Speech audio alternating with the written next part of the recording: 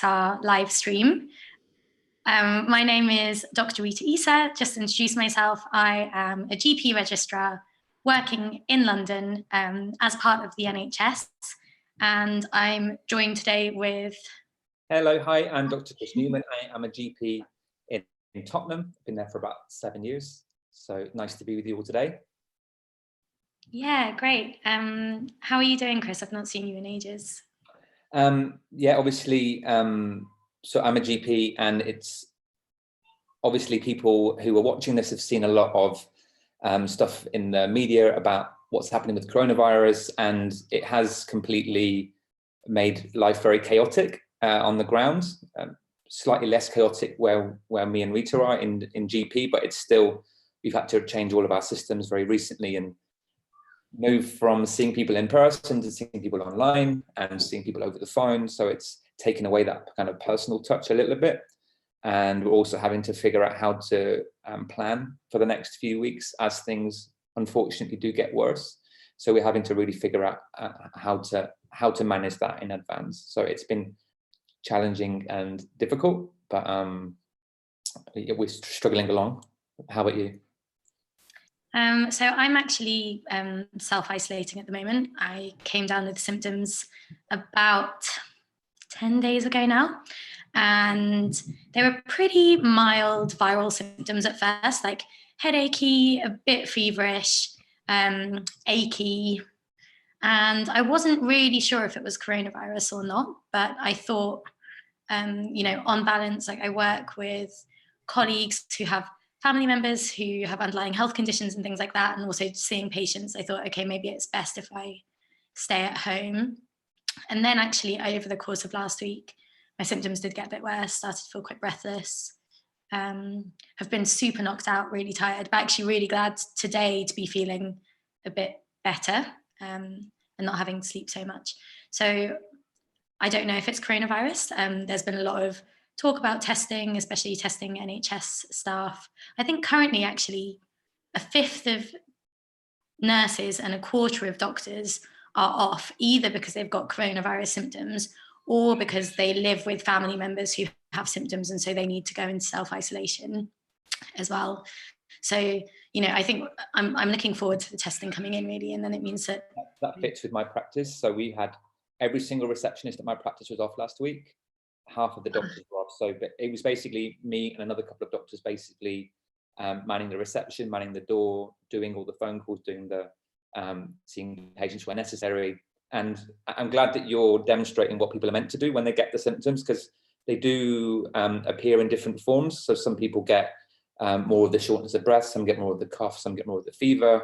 And there are other symptoms you may have heard of, like losing your sense of smell, which is turning out to be quite a common symptom that people say. Some get diarrhea, a lot get body aches. So it is quite a variable condition to a degree, but it's so important that people stay at home and isolate themselves and their family isolates, because this is, you've probably seen the memes going around of like the matchsticks where the kind of one lights, the next one lights, the next one lights, the next one. And as soon as someone takes themselves out of that chain, they break it. And so not passing it to one person in 30 days time will have saved possibly 200, 300 people from getting it. So it's super important. Yeah. Thanks, Chris. I mean, I'm quite bad at taking time off actually, and you know, really resting up when I need to. And I think if I didn't, if there wasn't the sort of risk that I could have posed to others, then I wouldn't have really thought about it. Like I think I might have tried to power through, but actually it's been an important opportunity and an important lesson, I think, of really just how to listen to ourselves and our bodies and what we need, and like probably also have a bit of a break as well, and follow the public health guidance with it. Yeah. So I think the way that this live stream is going to work is we all chat a bit, and we're also going to be answering some of your questions as well. And the way that that will work is you can just pop the questions onto any sort of social media platform that you might be watching this on. So YouTube, Facebook, Instagram, Twitter, and then the questions should just come to us. So I recognize newbies. So you notice that we obviously don't know what we're doing, but we're figuring that out. Yeah. As we are doing in many things right now. Yeah. So there is, yeah, I think there's like a lot of information out there and it's pretty difficult to sift through it, and like maybe we can help with some of that. Yeah. And then we will also chat a bit about Doctors for Extinction Rebellion, where we're at with the group, you know, how we set up, what our plans are, where we're going, and then also just open up the conversation a bit to what we can learn from the climate crisis, or what we can learn for the climate crisis from coronavirus, and how we sort of can move forwards with that. So one thing that a lot of people have been, certainly when I've been answering the phone calls to patients at home, I mean, it's been literally phone call after phone call all day in GP practice. There's lots of people who are at home anxious, and they're worried about the symptoms, and they're also struggling with their mental health because of having to stay at home. And it's been, obviously, people are here watching it at home.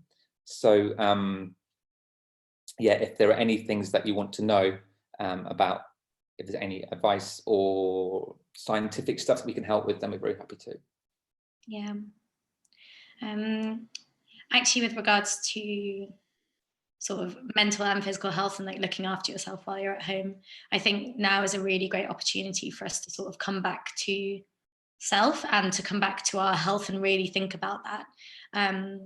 And not only in terms of coronavirus itself, but also all of the sort of knock-on effects from having to be at home and be self-isolating and be distant from the people that we care about, and, you know, be facing up to all of these fears around, you know, what's going to happen to ourselves, to our families, to our communities. Yeah, so some tips which I've found helpful while I've been self-isolating have been, I guess, firstly, just try and stick to a routine, even if you're at home, just getting up in the morning, having a shower and putting on a fresh set of clothes, which I know sounds really basic, but I think it's super easy when you're at home just to stay in your pajamas all day. Trying to get out, you know, once you're out of self-isolation, trying to get out for your daily exercise, even if it's just going for a walk around the block or something. I think it's important just to sort of change the environment that you're in, get some fresh air, and also get some vitamin D as well, because we've all been, especially those of us in the UK, we've been a bit deprived of vitamin D over the winter, and, you know, trying to get 20 to 30 minutes a day in the sunshine is usually quite good for that. Trying to eat healthy and not drink too much alcohol, I generally recommend at this moment in time, and, you know, having a really colourful plate, and, you know, what an opportunity to also just get local food. I know that in my local area, the veg box deliveries have gone a bit, you know, everyone's signed up to veg box delivery. So, you know, how you can get like local, seasonal, healthy food that's also going to be full of good vitamins that can sort of help keep you healthy at this time. And then the final thing that actually I'll mention is smoking. So if you smoke, what a great opportunity, you know, what a great time to think about giving up. I know it's tricky. I know it might be your only respite in the day. As an ex-smoker, I do recognise that. But, you know, smoking also increases your risk of respiratory infections. And so it's a good time to try and cut down if you can. So we've been having some hellos on the chat. Hello from Medway, I'm not sure what that is. Hello from Washington, Maine, USA. And we've had some questions. The first question was from Yorkie about how would you get tested? Obviously, we can only comment on the UK health system. And as it stands at the minute, sorry, I think there's a helicopter overhead, I don't know if you can hear that. As it stands in the UK, you can only get tested if you're a member of the public, if you get admitted to hospital. And they're moving testing into the people who are on the front line, like sort of currently NHS workers in hospitals. And later on, they might start to test people like myself and Rita in general practice. But if you're anyone else, then there's not currently any tests widely available, if at all. Yeah, and just to explain, there's a distinction between like two types of tests. So there is the test which is currently available, which is a viral RNA test, which essentially means it can pick up the virus while it's in your body. But after you've cleared the virus, it doesn't pick up that you've had it. And the test that's currently in development is an antibody test, which essentially is a test that shows that your body has mounted an immune response to it. that's the test that we're hoping, that's under development, that we're hoping can come in. And then so it will show us that if, for example, I've had coronavirus now and I've recovered from it, I can still know that I've had it and sort of mounted an immune response. And the reason that's being delayed is because with any test, it's not like there's a magic machine, someone puts it in and it says yes at the end. And these things are often full of error when they're being produced, and they have to be tested and tested and tested to make sure they're as good a test as they can be. So some tests, for example, they might only be positive in, say, 70% of people who actually have the disease, which might not be good enough depending on the type of intervention you're trying to do. So we do have to make sure the tests are rigorous and good. So that's why they're being delayed. So hopefully they'll be rolled out certainly to frontline workers soon, so we can figure out if we're safe to treat and see patients, and then hopefully more widespread later, but we have no idea when that will actually be. Yeah. Cool. Shall we just do a little intro to Doctors for Extinction Rebellion? Yes. Do you want to go first, or shall I? Great. Well, I guess we are both doctors who care deeply about the climate crisis and recognise that it's one of, or if not the greatest threat to global health of the 21st century, and had been involved in, or going along to Extinction Rebellion protests, and started to think, actually, how can we as doctors really use our voice, because we sit in this very particular space in society where we think a lot about science, but then we also chat to people quite a lot, and we see our role as being advocates and really ensuring healthy communities and sort of maximizing people's health. We thought, okay, how can we use that in service of Extinction Rebellion, which is how sort of Doctors for Extinction Rebellion came about.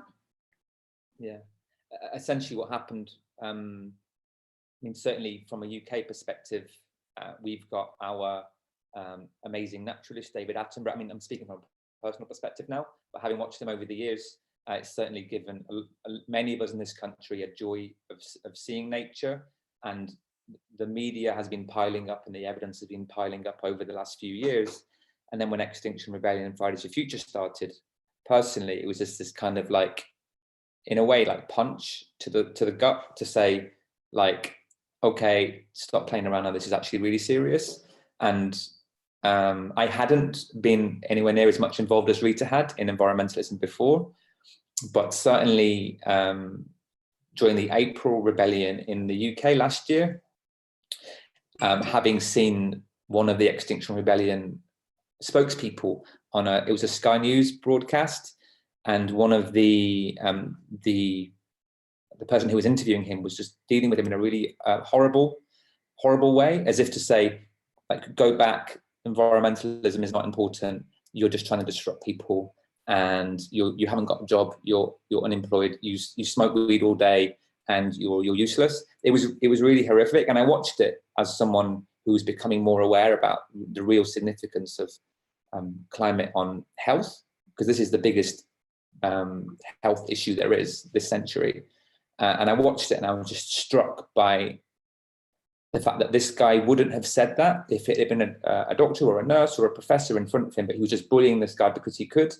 And it was that moment kind of a lot of us realized that if we have to join up as doctors and nurses and healthcare professionals to try and give some legitimacy, certainly in the public domain anyway, to Extinction Rebellion, because they're doing amazing work in terms of being advocates for the climate, which is really, really needed. And it's had huge impacts themselves and Fridays for Future all over the world.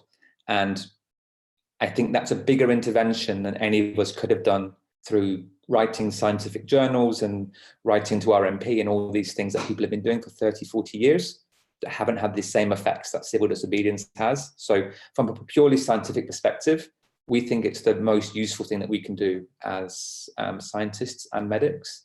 So I think there are almost 1,000 of us here in the UK now, and there's loads of doctors and nurses all over the world who've been writing to us, forming networks in Australia, Canada, Australia, Switzerland, Spain, France, Trinidad, Finland, Sweden. There's quite a few countries where people have got in touch, Italy, wanting to do similar things where they are. yeah, so so we're here to stay now, and we want to, part of what this webinar will be about, it will be about what can we learn from the horrors and the emotional traumas of coronavirus, and how can we take those into climate change and try to get the same amount of government and societal action on those issues as well. Yeah, I'm definitely in agreement with that. I think it's been somewhat challenging for us who've been working so much on the climate crisis. Suddenly we're faced with this global pandemic and our skills are definitely needed. And actually, I think I've always thought in my head, okay, there's three main things which really threaten our health. The first being the climate crisis, but then secondly, pandemics, and third, antimicrobial resistance.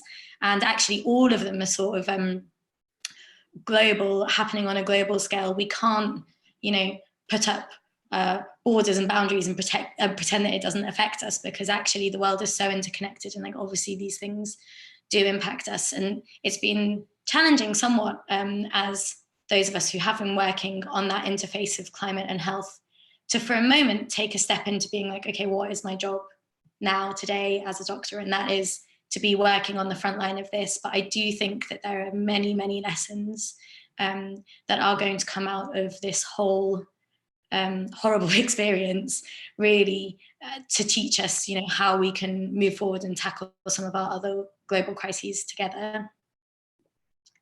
Yeah, definitely. I mean, there's so much of an emotional component to all of this, right? We're all feeling this. We all know someone, or if not, we don't know someone now, we probably know someone who knows someone who's had a friend or a relative who's been very ill, who's maybe even died from this, or certainly been on intensive care.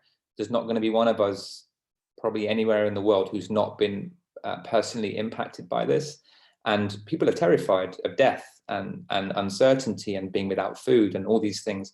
And so we're in a moment now where everything is so raw, and this is why the children are on the street. This is why Extinction Rebellion are on the street, because they can, they're feeling this anxiety for climate much earlier than the rest of society. So all of these fears, they've been felt for the last few years by climate campaigners, and it's now that sort of a lot of the rest of society are feeling a similar fear, although about a separate issue. But it's all about, I think a lot of it's about that, about why, about fear and these emotions. Like I say, we can not use them, but we can tell the climate story by relating it to these emotions people are feeling now, to help make it more of a problem that people feel they need to deal with now.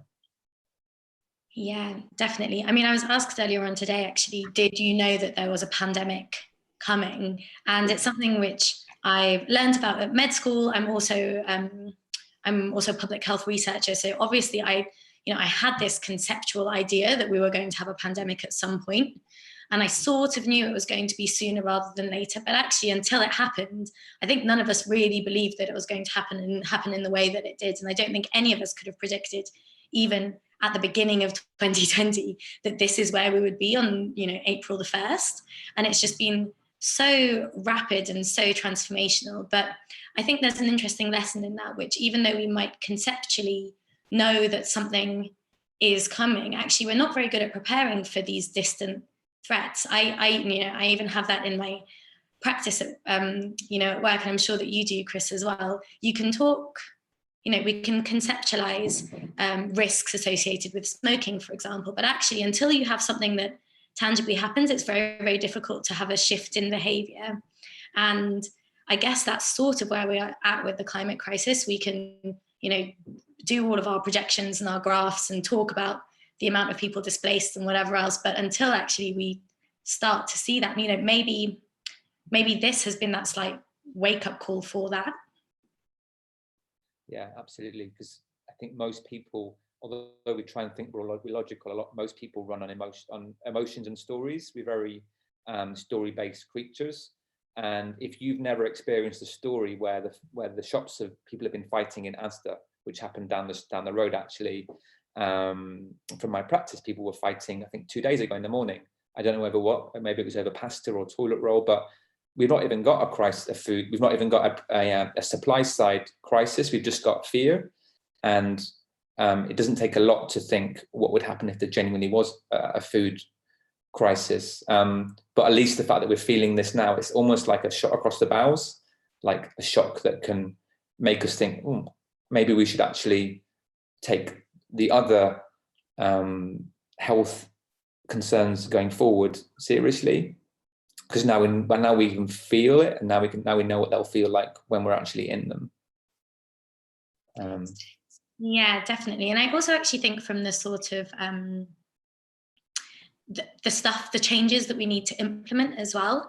I mean, I know for one, I am probably one of the most extroverted people ever, and can't spend 2 days at home by myself, but I've been forced into it, and you know, suddenly now I'm able to do it. But I mean, look outside, there are no there's no flight trails in the sky there. Oxford Street is, my friend works for BBC, and he sent me a picture today of Oxford Street, which is just empty of traffic. There's no cars, and who would have thought 4 months ago that is where we would be at now? And so actually I think what it shows us is that as humans on a global scale, we have a huge capacity to really be able to change our behavior when we need to, when it's a matter of survival.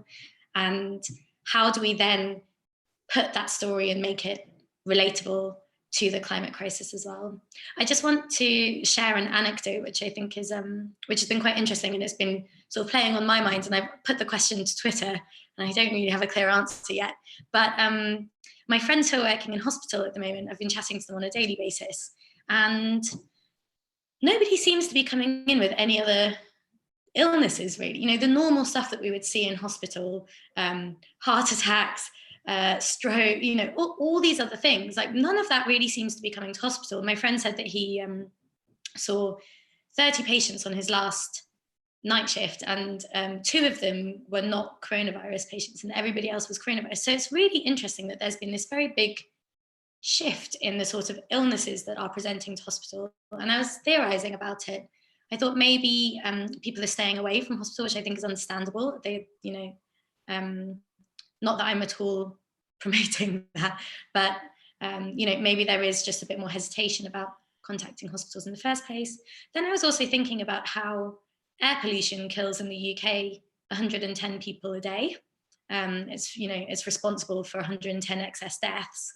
And I was like, is there something there that, you know, we've really reduced our amount of air pollution, and so actually those deaths have been ameliorated in some way?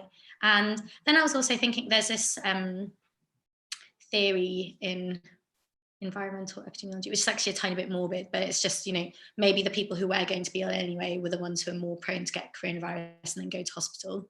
But I was just reflecting on it, and I think that even though this is a very, very challenging, painful and traumatic time, it will be purely just from a measurements and, you know, observational side of it. It'll be interesting afterwards to really analyze and assess, okay, why have we seen a reduction in these other presentations? Like, actually, how much morbidity and mortality has been saved from the you know, the reduction in air pollution that we're seeing because people are staying at home, for example? What are those knock-on effects going to be? Yeah, it's difficult. There's going to be a lot of research stuff come off the back of coronavirus in the next 3-6 months. But there's a little bit about to do with your point, Rita. Have you ever read the book? It's Mike Berners-Lee. It's about bananas. How bad are your bananas? How green are bananas? If anyone knows it in the chat, let us know. I think it's How Bad Are Bananas. But anyway, he does this calculation. It's quite a cold one, and it's a bit dark, but it's I'm sure there's going to be some research around this. But it looks at how much CO2 we produce as a global population, and then he attributes, he measures it in sort of gigatons of CO2, like huge amounts of CO2, and he attributes, he says how many lives will be saved by each gigaton of CO2 that we don't put in the atmosphere. So he ends up attributing each gigaton of CO2 to human life. And I wonder how many gigatons of CO2 have not gone into the atmosphere in the last few weeks and won't go in there in the last few months, and how many people will have been saved from it. It's a bit of a warped set of mathematics, but there's definitely going to be some people who would have died but haven't because of the reduced pollution, and also asthma and other respiratory illnesses, because we know that particulate matter from soot and nitrogen dioxide and sulfur dioxide and ozone and all these other environmental, all these things in the air which damage our respiratory systems. Everyone's seen I think the huge amounts of pollution in Delhi and the kind of smog that sits over the city there, but these are going to be really reduced. And so there are going to be people who would have died of asthma attacks, for example, which happens very rarely here, but it happened to Ella Kesey Deborah, which is a case from 2013 in London. She was a young girl who tragically had an asthma attack, and it was linked to her proximity to the main road. Certainly that was the case. I think it's going through the courts right now, actually. But it's an important thing to consider, the amount of deaths that won't have happened because of this reduced pollution. But yeah, warped mathematics, basically. There's been a lot of stuff here about animal agriculture. We've had in the chat. Rita, have you frozen or have I frozen? No, I'm here. But I think that animal agriculture okay, you look like you're not. Is an important one. And I think what this crisis really shows us is how interconnected all of these systems are that we have operating around us. And actually, to a certain extent, we have moved out of balance with the natural world, and we've moved out of balance with the way that we utilize the Earth's resources. There's definitely something to be said in the way that is manifesting. Yes, we've actually also known that pandemics are most likely, to arise because of the ways that humans interact with animals. And we also know that the way that we currently engage in animal agriculture is not conducive to a healthy planet, and also the way that we consume animal products, probably to the extent that we do, is not healthy necessarily. So yeah, I think that there's a lot in there. What do you think, Chris? Yeah, I listened to an interesting podcast from someone who's far more expert in this stuff than I am. So he was I think, zoonotic illness, that's infections that come from animals, epidemiologist. And he was saying that the kind of animal markets that they have, I think a lot in China, but I think in a lot of other countries too, where they have cages full of one animal right next to cages full of another animal, they allow transmission cross species. And so say you had some bats and some chickens or something, and one bat gets sick in a cage rammed full of these things, all the bats will get sick, and then they'll all be passing all these viruses, all these little virion particles will be passing next to the cage full of chickens. And this is how infection can cross more easily because of human intervention. And then obviously if you've got a huge human market and they're all packing in to this wildlife market, you can understand why hundreds of people, I think it was hundreds, got infected on the first day that this infection got into humans. So that's certainly sort of one of the direct routes. But there's also, as you I think pointed out, the more wildlife, the more habitats we cut down, the more humans and animals will get into close contact, the more likely we can get infections. And also we know that meat production just uses far more land. And when you're talking about things like food security, people fighting in Asda and fighting in Tesco and all this kind of stuff, it makes you wonder about our security in this country, food security.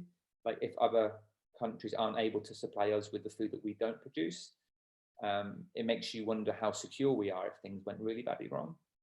So if we were able to move the calories that we eat more towards plants and way away from animals, then we'd be able to feed ourselves and be far lower risk if global events happen, which they do, and they will probably occur with ever increasing frequency this century. So I didn't used to be a vegetarian or a vegan. I'm not a vegan, I'm vegetarian, but I'm moving in that direction.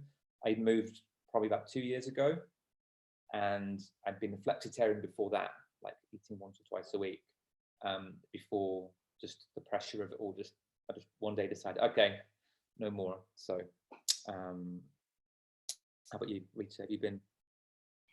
I have been on and off vegans, on and off for about 6 years. You know, and then I'll usually, actually, it comes to spring and I'm like, I'm going to do it. And then it gets to winter and I start to feel a bit cold. And I'm just, yeah, I think I probably actually need to go on a sort of vegan cooking nutrition course or something, just to really try and ensure that I'm getting, warming food for the winter. But when I'm doing it, I feel really great. I do love it. Yeah. One thing we've not talked about, and this is something that's actually been quite interesting where I work. So I don't know if anyone watching or listening are any of the local mutual aid groups, but these groups of volunteers are absolutely amazing. So in my area in Tottenham, in Seven Sisters, there are hundreds of people, and I've been in communication with one of the people who's running the group, or a few of them, and it's amazing. So we've actually started referring people to this group, because we've got lots of vulnerable people now that we're shielding for 3 months. So people who've had solid organ transplants, on chemotherapy, on certain combinations of rheumatology drugs for rheumatoid arthritis and all these kinds of things. And we're trying to keep them at home, because in a way they have complete control over their exposure. If you don't see anyone, you have no chance of getting it. So if we can keep them at home, then that's amazing. So these volunteers are, delivering prescriptions and food parcels and all this kinds of stuff. But we have a direct link. So anyone who phones us, who's vulnerable, who's shielding, who doesn't know how to manage, who's not got any family, not got local friends, we're just directly putting them in touch with our mutual aid group, and they're responding within like a minute. So I put a message on the group and they say, oh, I can cycle this thing over to them, or I'll go and pick this up, don't worry about it. And it's amazing to see the kind of collaboration and that comes out of this shared story that we have of all being in it together. So people around the country, wherever you're watching this, it would be really great, I think, for your local GPs and local pharmacists and local other healthcare organizations to see if they need any help, because there's a huge amount of people who aren't doing a lot right now because their jobs rely on being in groups together. And there's another lot of people who really need that help. So I think a healthcare community kind of liaison is really important at this time. So if you're watching this, just get in touch with them, or contact either of us on Twitter or Instagram, and we can help maybe facilitate that. Yeah, I mean, that's actually what I found so amazing, like in and amongst all of these arguments about hoarding and stockpiling and whatever else, actually has been how communities have really pulled together, and actually communities based on physical locality, which I feel like slightly, especially for us in London, we'd slightly moved away from, but actually now just how neighbours are supporting each other. So I've been put onto a WhatsApp group, which is my street. And just like you said, Chris, whenever somebody wants something, everyone is rushing to volunteer. Because I think we have a lot of people are at home. There's a lot of energy and really wanting to help. And, in global crises, we do pull together and we want to support each other. And I feel that way not only actually about the person on the same road as me or somebody else who's in another part of the UK, but this crisis really shows us how my health is inextricably linked with somebody else's health right on the other side of the world, and how quickly our health, communicates with each other in some way. But I felt very, very heartened with the mutual aid groups. You can actually Google them. Like, if you just type in COVID mutual aid, I think 2.5 million people have signed up. It's pretty amazing, right? Yeah. I think I was thinking this today. I think it's because we've got a shared story, we've humanity's now got a shared story and a shared sense of purpose. So we all seem like we're on the same team. And one of the reasons that we're perhaps not tackling the climate change issue is because although most people are on the same team, you've got these people in the corner who are kind of like saying, oh, it's not a problem. It's not, all these people with vested interests and fossil fuel companies who are seeding the world with all of this fake stuff and propaganda and denialism. And you just wonder what we would have done about climate change if they didn't exist, if they hadn't started doing all of these nefarious activities like 30, 40 years ago. And it really kind of made it kind of hit home that what we really need to do as the Doctors for Exile group is to push back against these multinational groups who have been acting in very dodgy ways over the past 30, 40 years, because we need their voices to really drop down so that we can all feel that climate change is also a shared story and a shared purpose and something that we can all get together on. I mean, imagine if this kind of community spirit also was showing itself for climate change, and we were all thinking, oh yeah, how can I get my neighbor to reduce their carbon, or how can I help them repair their things so they don't have to buy new things? And I think getting rid of some of this negative messaging is going to be really important. Right. I think that's it's really important, and it's also a very important opportunity. I had a phone chat with a friend the other day, and they said something that I found so profound. I actually wrote it down, which was, we were born into a world that we didn't build. The foundation things had always been taken for granted. So like, we haven't created the world that we currently live in. And we've just accepted that this is the way that things are. But now the foundations of the world as we know it have been shaken, and how we show up and respond to that, and to this massive shift is going to be really important in the coming days. And actually already I've seen groups and people coming in and trying to claim that narrative. So, we've got Trump on the one hand who's saying this is a reason why we need stricter borders, for example. We've got other people who I've seen, unfortunately, speaking against XR, saying, oh, well, this is how they want you to live all the time. And actually, no, I think what we need to be doing collectively is building and creating this new story of how we move forward, which is one where we know who our neighbours are and we care for them, where we think about the world as this global interconnected web, and that all of our health is important, that we think about how we engage with our local environment and what that means for our health,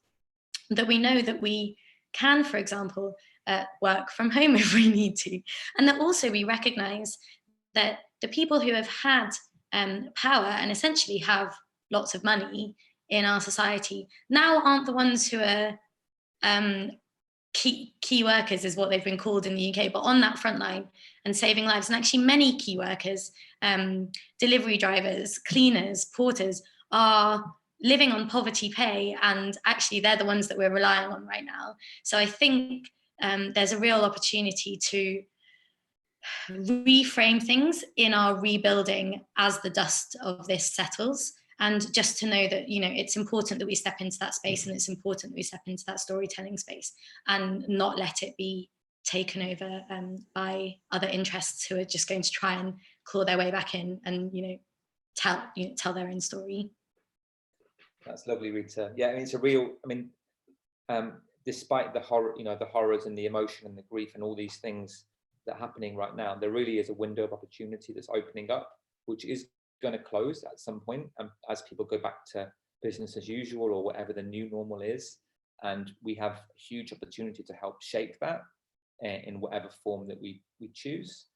And a lot of us feel that a more, if you operate more locally and less globally, then you'll just automatically act with more empathy for the people that you're around and the products that you choose. I mean, if you know everything about the product that you use, how much pollution has gone into it and who made it and how they were treated, you would feel far more, you'd choose far more carefully if you knew everything about it. And part of getting that knowledge to the consumer, people who buy products, is really important. But if you buy stuff locally from people that you know, then it's much easier to know, and that supply chain is visible. So yeah, I think for me, trying to be more local, including like travel. Like, why not travel? You don't need to travel all the way across the world on a plane. You can go and have a little micro adventure a few miles away potentially. So yeah, I'm hoping that the world thinks a lot more about globalism and the negative effects that it has. Yeah, and I think just in continuation of that, there's that really nice quote, which is think global, act local. We are interconnected. My humanity and well-being is bound up in in yours and everyone's, and in planetary well-being and in all beings, across our planet. But actually, how do we bring it back down to what is immediately around us, and how can we take opportunity to step outside and connect with the natural world and connect with each other and connect with ourselves? I think it is a challenging time, but also it is a time when we can come back to those, those core and root values. Agreed, very much so, Rita. I think we're going to be thinking about wrapping this up pretty soon. Yeah. So look at some of the messages. There's loads of messages, which is great. Thanks, everyone. Some people saying how they've really been struggling from staying indoors, and they're talking about health anxiety because they have chronic conditions. Yeah, it's really tough. My great aunt is 100 and she's in a nursing home and no one can visit her, so it's really sad for her. And her daughter, my mum's cousin, has chronic lung disease and she can't go out, so it's really, and they're really struggling. So these kinds of chats online can be a bit of a lifeline. Nikki M, wherever you are, we're thinking of you. Anything else you've noticed, Rita? There's been a lot of chat about veganism, which I think we've covered in enough detail. And actually, I will go back and say, yes, I'm plant-based. I'm not vegan, even though I do want to be. Yeah, but anyway, thank you everybody for tuning in. I've really enjoyed chatting to you, and it's been lovely to see you, Chris, as well. We used to do a lot of organising together face to face, and now it's just I just feeling better. But yeah, do we have any closing remarks? Like, look after your neighbours, isolate yourself if you're sick, please. Because the sooner we do this, the sooner the cases will go down, the sooner we can resume getting out of the house. Yeah, and remember, wash your hands, most importantly. Great. Bye, everybody. Thank you. Thanks. Bye. Look after yourselves. See you.